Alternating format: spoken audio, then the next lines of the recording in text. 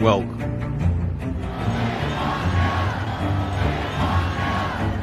to Washington Football Week with your host, one half of that dynamic duo, Sean Spencer, and South Carolina's finest, Will Craven. Don't play us if you're undefeated. Where we celebrate past success while looking to a bright future. There's a youth movement in Washington, and they're ready to take the reins, led by firefighters. Play aggressive. It's a new day, new dawn. No longer the laughing stock. It's time to take them. What is going on, ladies and gentlemen? It is your boy. It's your boy, Sean Spencer, one half of that terrific tag team that is Washington Football Weekly. And trust, it's not only the team on the field that was seeing stars and spinning. We are seeing stars as well. You see my guy over there, South Carolina's finest, Will Kramer. What up, Will? Was that my internet or your internet? Or is I don't know if it was mine. All of a sudden, like, you started and it starts spinning. But hey, man, we're doing a post-game recap. We're doing, unfortunately, an end of the season recap. So hate that we're doing this, but we both have we have good vibes right now. We've got good feelings, and that's important. Yes. I mean, we have to be honest. We, in our wildest expectations of this season, we did not think that we were going to end up at this spot, one game away from the Super Bowl. And all things considered, and we'll discuss this a little bit later, this was an absolutely remarkable season, far more than we could even have expected. So like we talked about, it's like getting a bonus check out of the blue, and it just hit the spot. It was everything that we absolutely needed. But Will, look, we got to give our reaction. Shout out to any of you that are out here watching us. We know a lot of you Commanders fans are feeling the exact same way we are after watching the Philadelphia Eagles just absolutely destroy us. I can't say it any differently, Will. They beat us 55-23. Saquon was a monster. What's your first reaction, man? Well, I wish you hadn't posted the score there. I didn't know what the score was. I kind of stopped paying attention when Will Shipley got his run and all that stuff. I was like, you know what? All right, they got us this year. The better roster did win. So I didn't see this score. As you kind of mentioned at all. We were being optimistic, and I was encouraged going into this game, but I also wasn't sitting here where I actually had a lot of confidence going into the Lions game. Like, we can do this. And while I felt we can do this, we can keep this run going in Philly, there was also a realistic, thought process of, hey, they're pretty darn good. Mm-hmm. So, I didn't expect a score like this, but to say we're coming on here tonight because the season ends, that is not a surprise. Can we do this? And the answer is, we thought after the Lions game, I was with you. I was right there with you. I thought that everything was possible. And I said this to you then after that game, and I said this to you today. I said, is it okay to believe? Is it okay for us to wish upon a star that we could be one of those two teams going into the Super Bowl, Will? And I'm glad we believed. I'm glad we were in that spot. But part of believing, Will, it means that it hurts that much more when you see this kind of an outcome. Yeah, but you know what? And we're going to get into a little bit long, but I'm actually going to say this. This is the easiest a loss like this is ever going to be for the next 5 years. Because think about what the Lions and Ravens fans thought last weekend. And think about what the Bucs fans and teams like that is our next step. So this is the easiest of losses in the playoffs we are ever going to have for the next 5 years, because Now we're just going up. And we'll get into a little bit more, but that's the only that's kind of why I'm so positive right now, because I was like, this was the best. This, it's gonna hurt more, is what I'm trying to say, if we lose like this. Because it wasn't expected, and yes, we had this great quarterback and this team that had come together, and we were on this run, but it just was not expected. And I'm gonna sit here and say this now. I'm gonna shout out to some of the Philadelphia Eagles fans, namely my guy Dave Stanek, Jai, Eddie Hubbard. Some of y'all that have been rocking your Eagles, I'm happy for you. Go kick butt. Take that championship from whoever you guys are playing. And NFC East, I gotta rock that right now, because I don't. If it's the Chiefs, I don't know. If it's Buffalo, maybe we'll have a little conversation. Right. I don't want their fans to win, Will. I don't have a problem with the team winning. I can't get on board with you. Yeah. I'll still be going with the Chiefs if I have to. Not the Eagles. Not the Eagles. Yo, let's go ahead quickly and move on into this. And let's ask the question that I asked you, and maybe we should be asking, the fans and the people around us. Should we have seen this coming? I mean, Philly, you heard the comments that Jason Kelce said. I don't see a position on the Eagles that I wouldn't take over any position over Washington. They felt that they were far better than us, and the score is definitely indicative of that. Should we have seen this coming? And the answer is yes. I mean, let's be honest here. What Jason Kelce said about how if you compared the roster, he wasn't wrong in all that stuff. We a couple months ago, I can't believe I'm saying a couple months ago, thinking about November, I did a pod for the Fans First Sports Network with Jeff Hartman, and he was asking me about it was before the Steelers Commanders game, and I said, and he was like, talk to me about this team and how are things going, y'all are winning, and I was like, the dam is about to break with this defense. Well, it didn't break until today, and that stuff poured over. And yes, should we have seen this coming? Yes, we had a loss of Daron Payne. We had the loss of Sam Cosmi, two of our better players on the offense and defensive lines, but that didn't matter. Right. We had a problem with the run defense all season, and that they torched us today. We have a problem with our secondary and our corners, and A.J. Brown was unstoppable, just like Mike Evans was unstoppable before.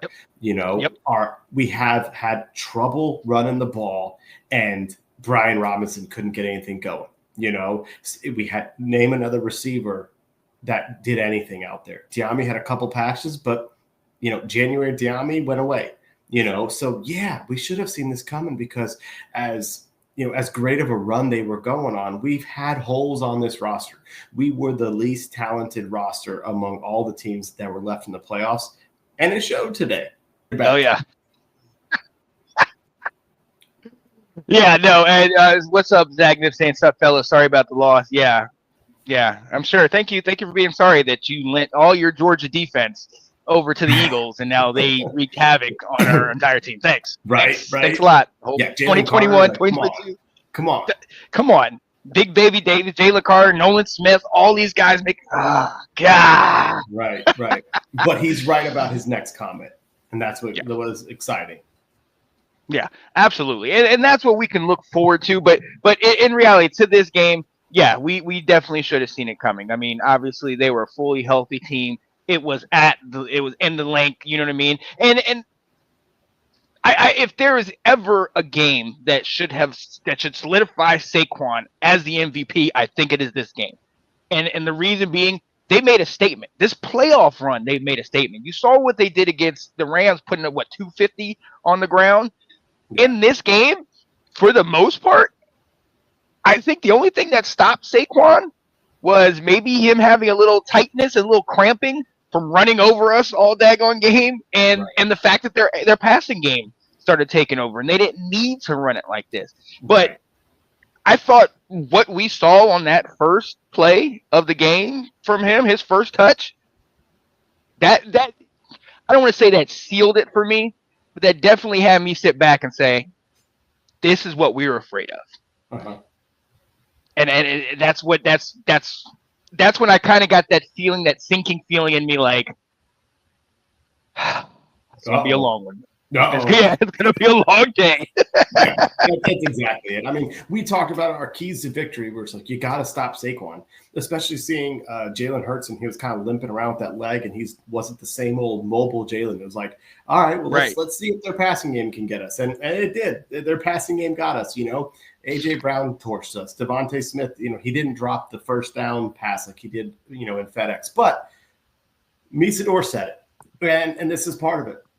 We also contributed to getting blown out by the fact that we had 3 fumbles. And, the last time we played Philly, we had 5 turnovers and we overcame it. But we overcame it playing against Kenny Pickett, And that's the part, right. We talked about the fact how, we know it was Kenny Pickett, but we also forgot to talk about the fact that we had 5 turnovers in that game that we were able to overcome. And that wasn't going to happen in the NFC Championship game against this roster from Philly. But also, you got to give credit to Vic Fangio. Yeah. What did we say? We got to one of my keys is you got to get Terry the ball. We talked about it. Terry got the ball, but just like that Thursday night football game when we played him in Philly at night, the Eagles defense was like, we'll let you catch 8-yard passes. You can have those all day you want. You're not going to beat us over the top. Whereas when we played the game at Northwest Stadium and Terry caught that touchdown over Mitchell, we were able to stretch them. But in this game, they weren't. They went back to their zone. They went back to saying you can have Zach Ertz caught 11 passes because they're like, take all those 7-yard catches that you want, buddy. You guys aren't going to – Terry's not going to beat us deep. And, Diami's not going to beat us deep. And they took that away. Oh, yeah. And the other part about the reason why they were able to sit back is because they were generating so much pressure from the front 4. And, I mean, and God forbid they said maybe a 5th person around the edge or up the middle. I mean, we really – it just really seemed like we were caught off guard. Now, obviously, we know I believe Trent Scott was in there. So not having Cosme in that, the guy that knows, the checks and just kind of sees kind of similar to what the center sees, to be honest. We knew it was going to be some different. But this was, I mean, and for the most part, I thought they kind of held their own. But I mean, Jaden, I don't think in this game had a minute to breathe. I mean, not 1 second. Like as soon as he snapped it, he had guys in his face where he's all of a sudden now having to move out and everything like that. But more importantly, I think that the defense had timely sacks. You talk about one late in the game where I think it was 34-23 and we're starting to come back. We stopped them right after the half. And then it's second and something or third. Yeah, like 2nd and 7, 8, whatever. And then all of a sudden you get Big Baby Davis getting us that huge sack that makes it 3rd and 20. You know what I mean? And then all of a sudden the momentum that we had tried to snatch from them, now all of a sudden we have to give it right back. They drive down the field, score, and penalties here and there could have gone either way. But far be it from me to sit here and try to blame anything on penalties because you can't give the team 4 turnovers and expect to win. Yeah, I mean, they had 28 points on those 4 turnovers. That says it all right there. On top of the fact that first drive that we had was great. We drive all the way down the field, 18 plays. I said it to you guys. 7 minutes off. This is what we need to do. Keep them on the sidelines. And then they took 18 seconds to score. But but we still ended that drive with just a field goal. And still coming out of that the first couple drives that we scored, it was only field goals. You cannot match field goals with a high-powered offense, explosive offense like this, doing what they did. And I think the name of the game today was the problem that we've had a lot this year, and we've talked about it. We could not stop the run. Right. Over 200 yards on the ground, 7 total rushing touchdowns. I think they broke a record for NFC championships or playoff games or something like that. They came here clearly ready to make a statement, and this has been our Achilles heel all season long. And to Misador's point, Washington needs to look for interior defensive linemen in free agency and in the draft. Not having Daron Payne hurt. I mean, John Newton came in there and played solid. Jonathan Allen came in there, had a sack. He did what he had to do. But not having our full complement of guys and maybe some more disruptive guys, kind of a la the Eagles D line. Right. I think that played a big factor in the lack of pass rush from us. Yeah, without a doubt. I mean, we've talked about it all season long, just like you said. We haven't been able to stop the run, and they weren't able to do that again today. And the defense just they couldn't. They were on skates out there basically the whole time. And what we did so well in that first drive of the game, we also then struggled later on for the rest of the game. Misador said it really well, like, hey, you need to have a good solid screen game because of that pass rush. But you said it, they only needed to rush on the Eagles defense rush with 4 guys, and their corners played great. A couple times we tried to run our wide receiver screens. Think back to Terry taking that house in that one play against the Lions. The Eagles D was all over it. Now there were a couple times I was kind of like, my gosh, how many times are we going to get up in trips on the side? We know exactly what play we're running. We're kind of diagnosing it, and we didn't make it difficult for them. But the other part is they had solid tackling tonight. Part of against the Lions, we were able to catch and turn and run.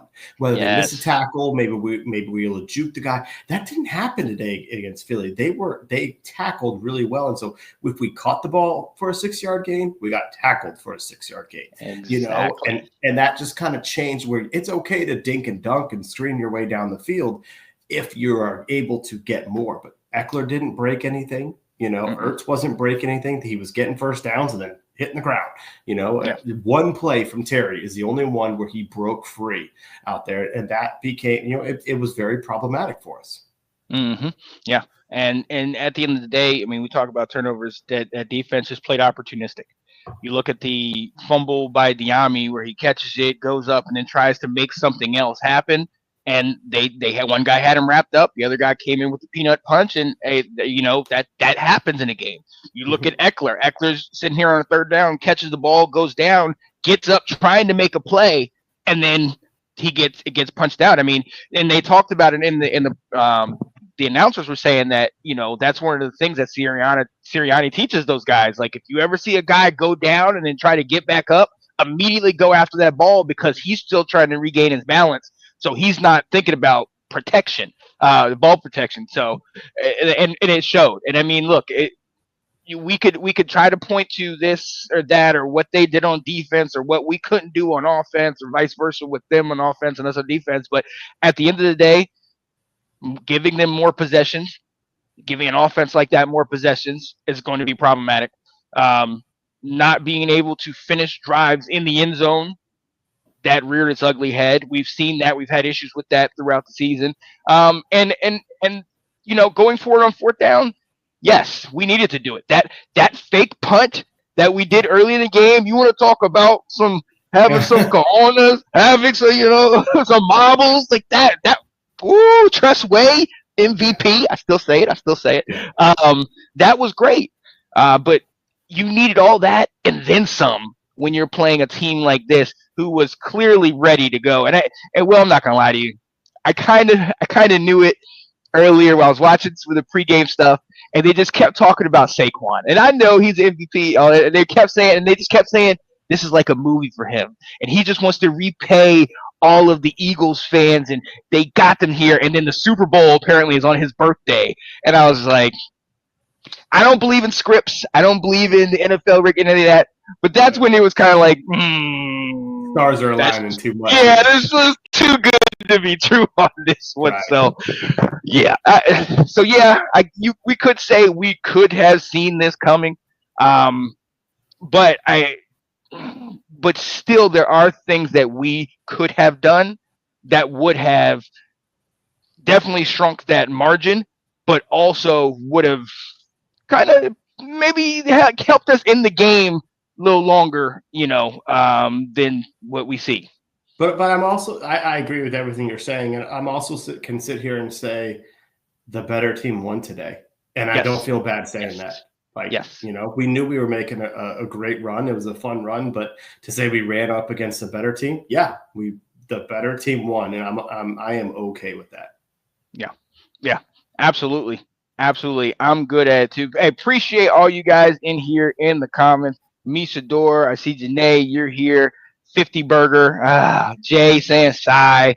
Hey, I appreciate it. Yeah, Misador, you definitely told me about the screen game. And shout out to Misador and the crew roundtable. I got a chance to hop on there this morning, and they were asking me, they were grilling me, and I gave all my best answers, Will. I was like, man, look, if we do this, if we do that, if we do this, if we do that, and they kept coming around like, but what if this happens, and what if that happens? And I'm just rattling off answers like, this is all I can tell you. But at the end of the day, you still have to line up and play. And what we saw was the better team came out and prevailed, man. Yes. So that's what happens. But look, let's move on, because as Washington fans, we are always the ones that try to look at next year. When is, what's going to happen next year? Yes, this is upsetting. This is disappointing for us. But what a remarkable season we have had. Let me first off say this. For all of you that know and have followed hardcore, Will can be my number one backer on this. I took as long as humanly possible to get on the Jaden Daniels bus, the bandwagon. I took as long as possible. And you guys have to understand, if you know me, if you lived through that 2012 season, I am scarred from that 2012 season. This type of quarterback is exactly what I want. Dual threat quarterback. Somebody that's calm and cool, collective in the pocket. Somebody that has the ability to be a game changer, and that everybody else looks at us and is like, that's the guy that I want. This is what I want. I thought I had an RG3. We didn't. He got hurt. We seen what happened. Jaden has done everything in his power to be that guy. But for me, it was kind of like, nope, I'm not gonna dive in. I'm not gonna do it. And Will, I'm gonna come to you, because that, to me, it kills me now, because in hindsight, I was not able to truly appreciate this season and how really remarkable it was, because I'm sitting here fighting my demons in my head like, I don't want to be, no, I'm not doing it, because I know once I dive deep in, ain't no coming out. Then I'm locked, loaded, and ready to go. So, I mean, what a season, Will. Sean, this was the best season since 1991. Yeah. Maybe I'll say 99, because that gave those types of feelings of, oh, we have arrived. But 99, we were a good team. And this was the same thing. We had more wins. We didn't just barely make it to the playoffs. So it was a remarkable season. I had so much fun watching this team. You grew into loving a guy like Jaden Daniels. You grew into loving Dan Quinn and his assistants and the culture they built. Seeing Scary Terry get to be a number one and have everybody see how good what we have seen. So, all that stuff was so great. But I'm also going to say this. I hate this W. I hate the name Commanders. But I bought my son a jersey, and he was wearing it today, and he turned around and says Daniels 5 on there. I'm like, that looks pretty damn cool. Yeah.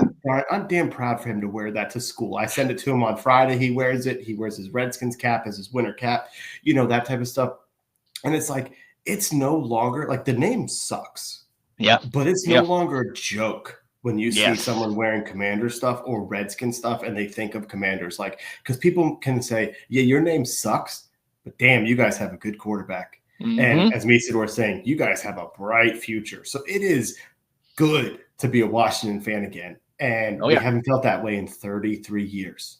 Exactly. And that's something that is a positive. That is something that's just like, yes, we lost, but that's a springboard into, okay, what's the offseason bring? What's the draft look like?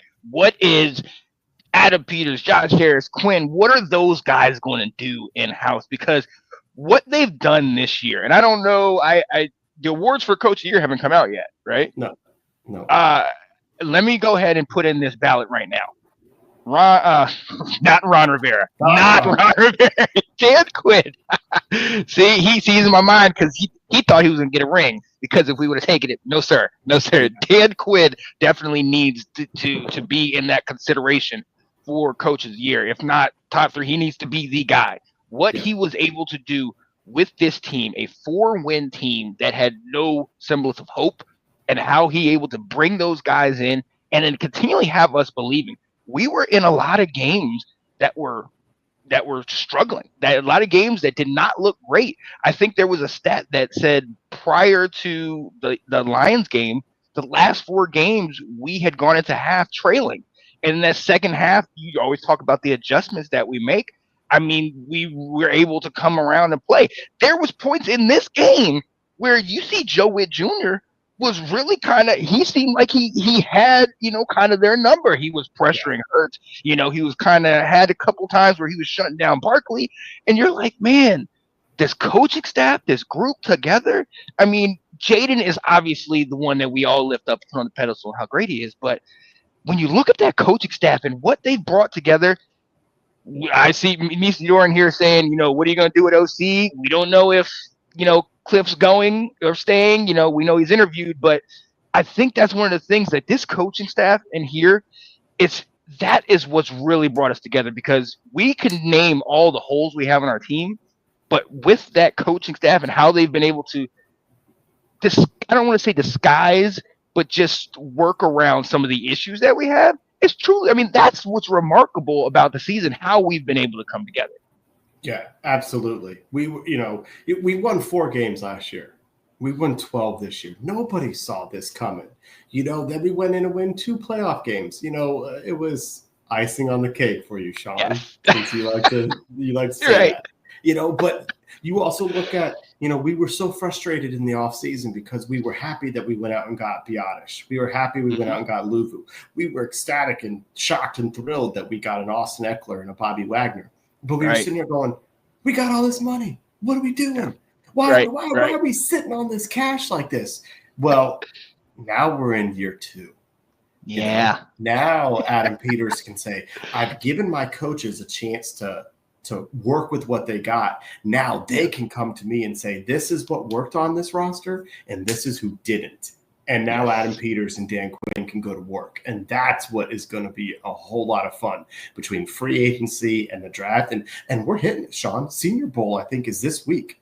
They're getting into it now. And this Senior Bowl is where Terry McLaurin was discovered by the Redskins, because they saw him and he stood out and they're like, that's the guy we're going to draft. So, your next starters, your next studs are going to be there.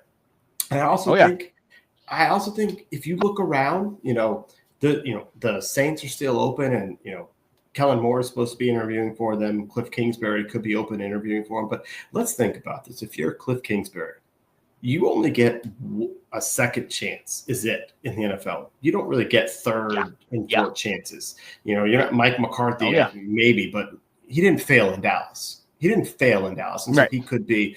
But you have to be very careful with that second choice. If you're a coach who has been fired, why would Cliff Kingsbury leave a Jayden Daniels to go to New Orleans? I thought the Bears might be the biggest threat to taking him. I did too. With that. But it's so if he wasn't even in the running there, why would he go to New Orleans? So I feel like, to your point of, we've got this coaching staff in place that really made chicken salad out of the chicken that they were given.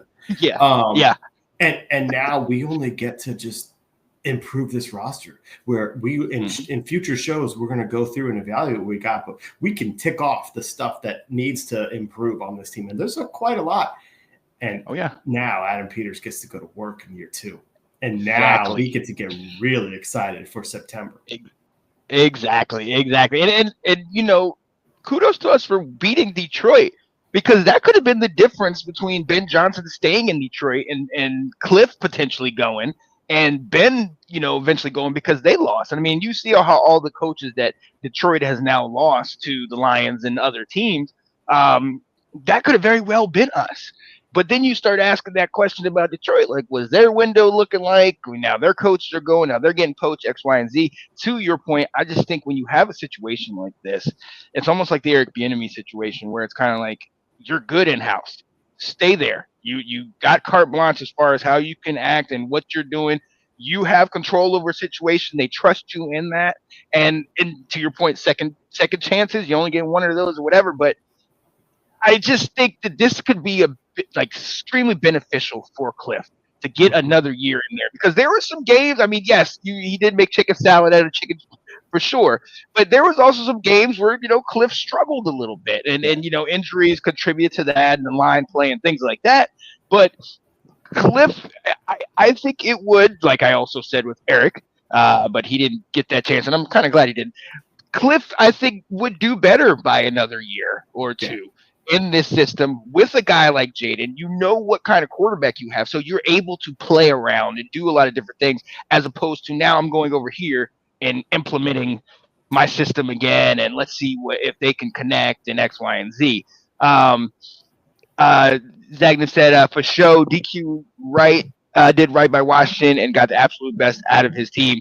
Oh, yeah, absolutely. Now, I will say this, and I've always said this to you. I'm not superstitious, but I am a little stitious. There was another point where I kind of had an eerie feeling about this game. Dan Quinn, our head coach, the announcer for our game, Tom Brady, and it just didn't. It just didn't. I thought I was like, can anybody else call our game? I was looking for things. Don't get it twisted. You know how I am. I'm trying. I don't want to let go fully.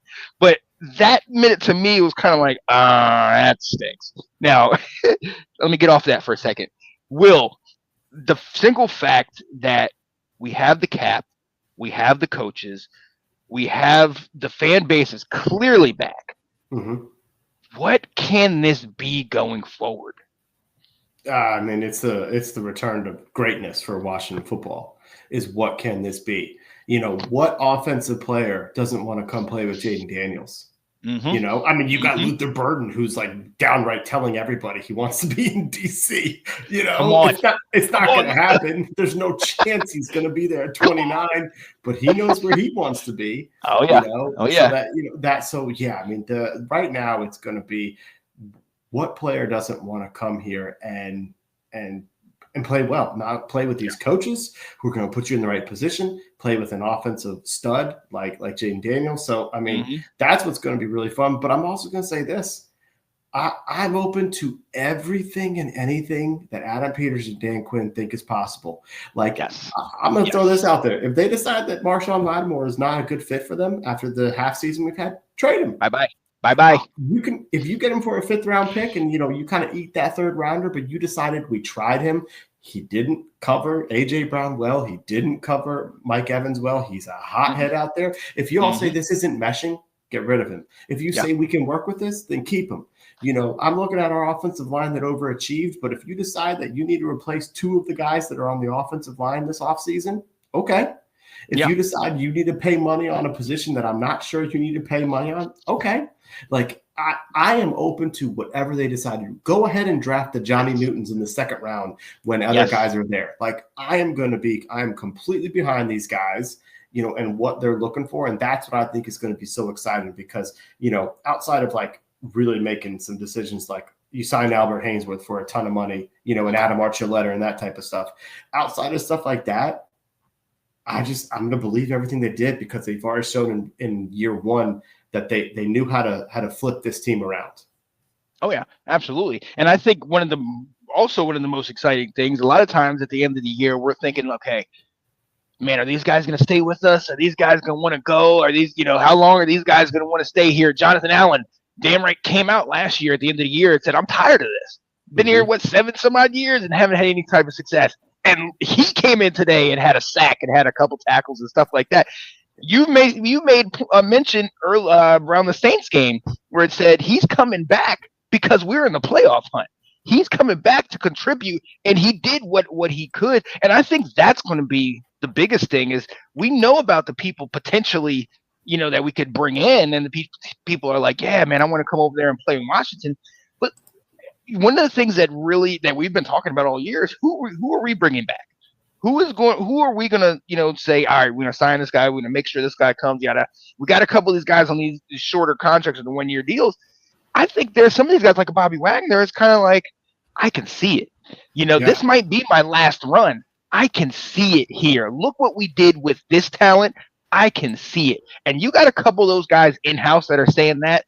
They are also talking to their buddies like, hey, come on over here. Come on over. And let me make this play right now, since I know you're on the couch watching. Micah, I know you might not be too thrilled with your coach, Mr. Schottenheimer, not Marty. Come on over. We got money to pay you. You can do your podcast anytime you want to, my friend. Come on over, Micah. You love Dan Quinn. Come join us. Come on. Oh, light. Go Birds, baby. Shout out to you. Today. Absolutely, man. Congratulations. Good luck in 2 weeks. I hope y'all lose, but good luck.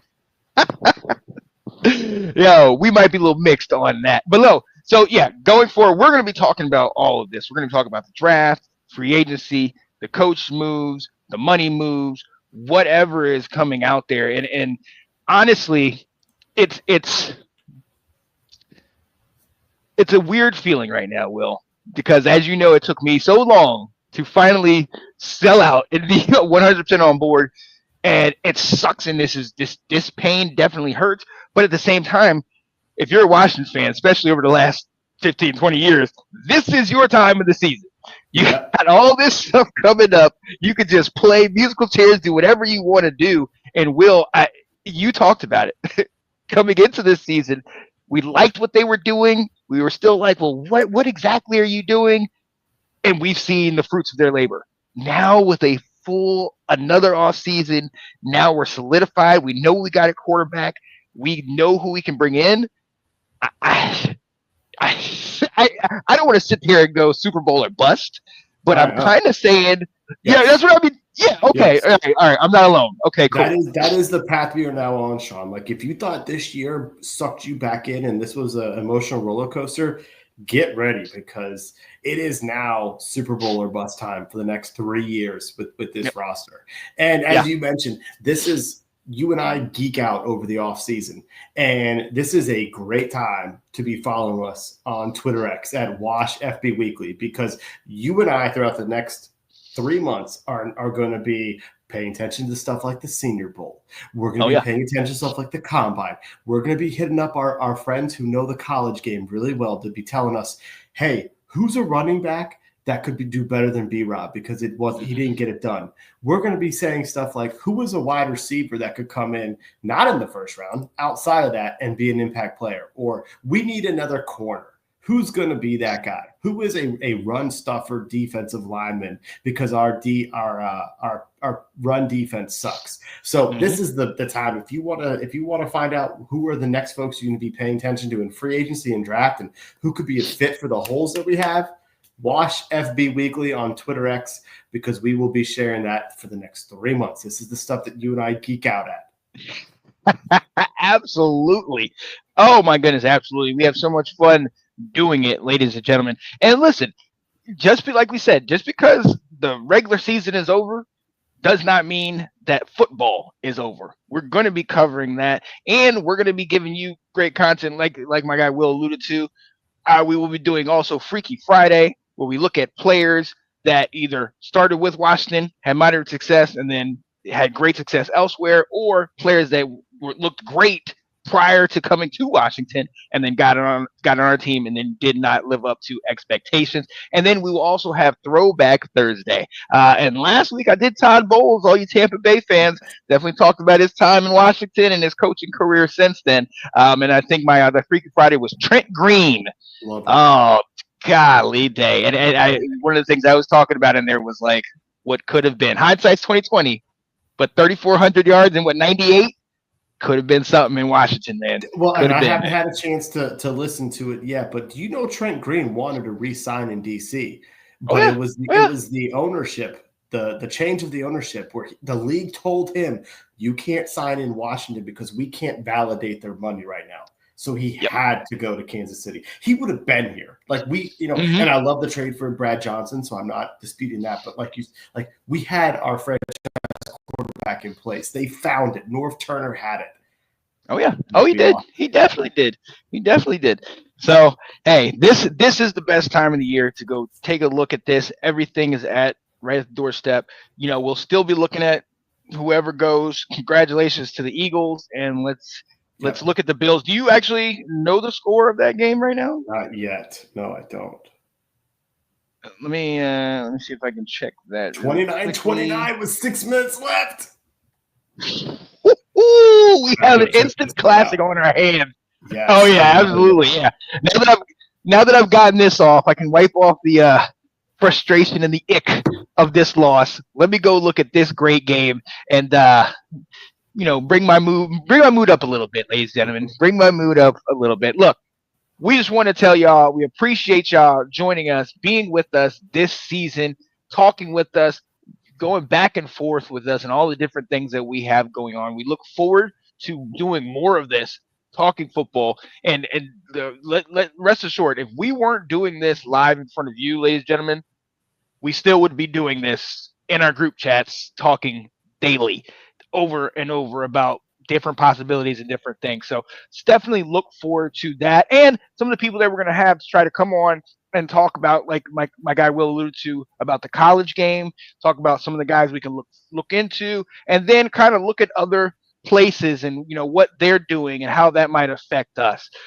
So a lot of great stuff to look forward to, and it's very exciting to think about a great season and what could potentially be in the future. So, Will. Got one more thing.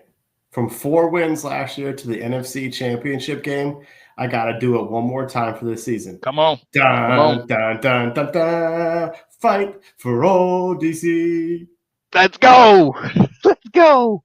Oh, my goodness. Needed that, ladies and gentlemen. We definitely needed that. So shout out to Philly, and we will see. We're going to, after we get off here, we'll see who's going to pull out this Buffalo versus Chiefs game. And whoever's in the Super Bowl, hey, do your thing. Shout out to you. But rest assured, have all the joy you can now. Because next year, we here, baby. We here. Let's go. Yo, for my guy, South Carolina's finest, Will Kramer, it's your boy, Sean Spencer. This terrific tag team is signing out for the regular season. What a great year it was. We will see y'all this offseason, ladies and gentlemen. And as we always do, put that left hand up. We're out of here, people. Gibbs, you got a good chance.